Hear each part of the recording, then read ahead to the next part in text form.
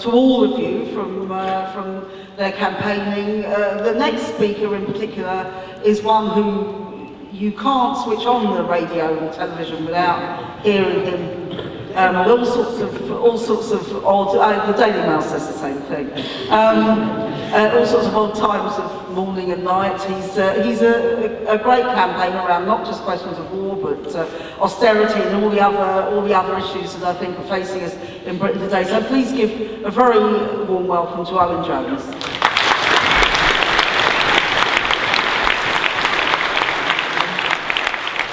Friends, sisters, brothers, February the 15th, 2003, I remember it not so much as a march, more of a shuffle, because there were just so many people. It was freezing, despite the scarves and the hats and the gloves. The protest veterans were there, but heavily outnumbered by an outpouring of hundreds of thousands of Britons who'd never been on a single demo, who came out full of defiance, full of hope, onto the streets of London to demand peace, knowing they were part of a global march of millions. And it was a cause of anguish, of fury, and in some cases, despair, that the biggest march in the history of this nation could not stop that war, as a few weeks later, bombs pummeled Baghdad as shock and awe was unleashed. Sometimes when I go into schools today, I meet with young people who are full of anger about injustice, full of fear about the future, and who were 5, 6 or 7 when that march took place.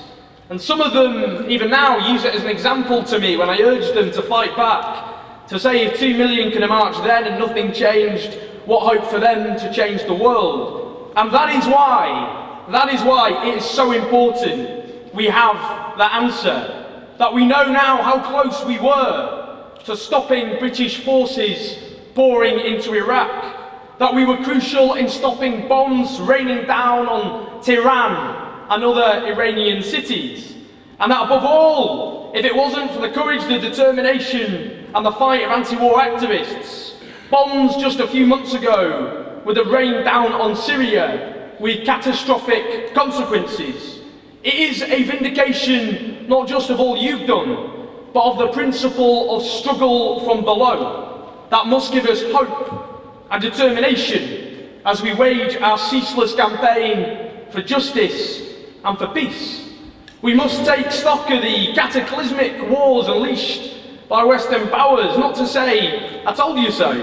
No sense of vindication or triumph can come from the slaughter and maiming of so many hundreds of thousands, of the blood and chaos that was unleashed, but as a constant reminder of the consequences of Western intervention to stop them ever happening again. Of Afghanistan, of Iraq, of Libya, the dead British and American soldiers, the white phosphorus that stripped off people's skin, the depleted uranium that grew tumours in the bodies of little children, the bombs that shredded innocent people, the sectarian violence, the civil wars unleashed in shattered and broken nations, the countless deaths, literally countless, because they wouldn't even count the bodies of the dead. These were not mistakes.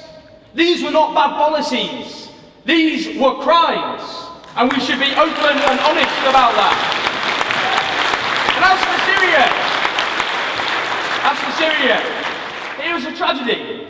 What began as a democratic revolution against a cruel and vicious tyrant has degenerated into a brutal civil war, riddled with sectarianism, with throat-slitting and head-chopping Islamist fundamentalists, bankrolled by the thuggish dictatorships of the Middle East, exploiting this chaos. In a Middle East on the precipice, and the Syrian nightmare already spreading as it is, those Western bombs could have turned a national tragedy into a regional catastrophe. We did not, of course, stop the war in Syria. We stopped its disastrous escalation. But it is a war which continues, remorselessly killing innocent people, those dying at the hands of Syria's regime and its allies, and the rebels fighting it. And that is why we must do all we can as a movement to fight for a peaceful settlement, one that brings all players to the negotiating table. This deal with Iran wasn't just a setback for the neocons, and again, testament to the work the anti-war movement has done. It gives us hope to push for that process.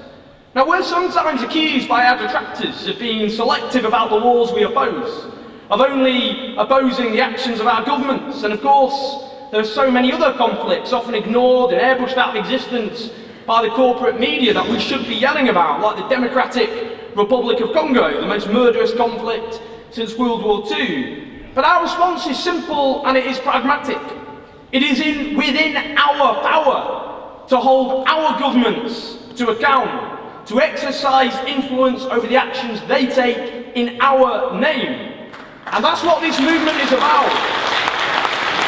It is holding to account our rulers who claim to act on our behalf as they bomb and they shoot and they maim and they kill.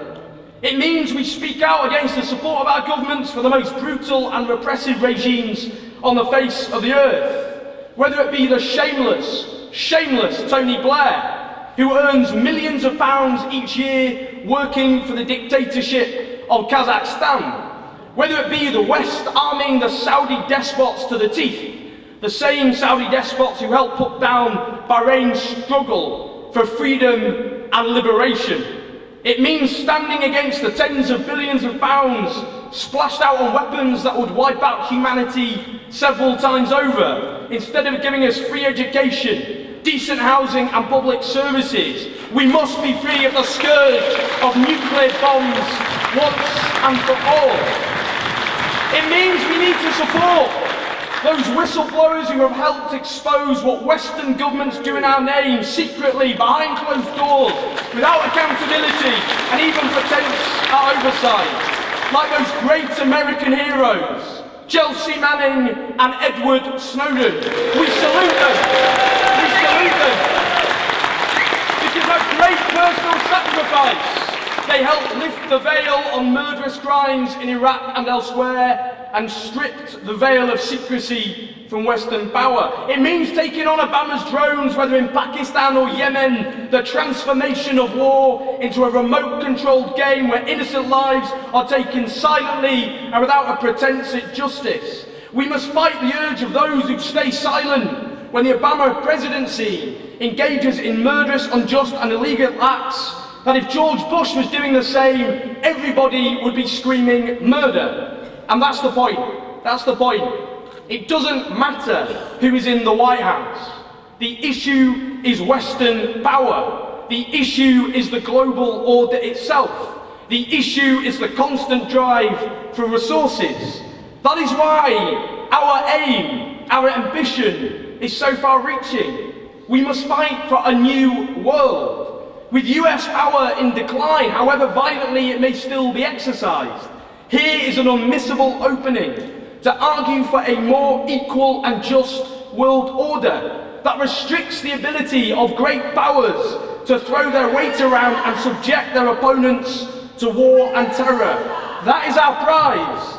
Not just peace, but justice too. Can you be quiet? And that needs a global movement. Onwards to fight for truth, for justice. Be ambitious in that struggle. Thank you.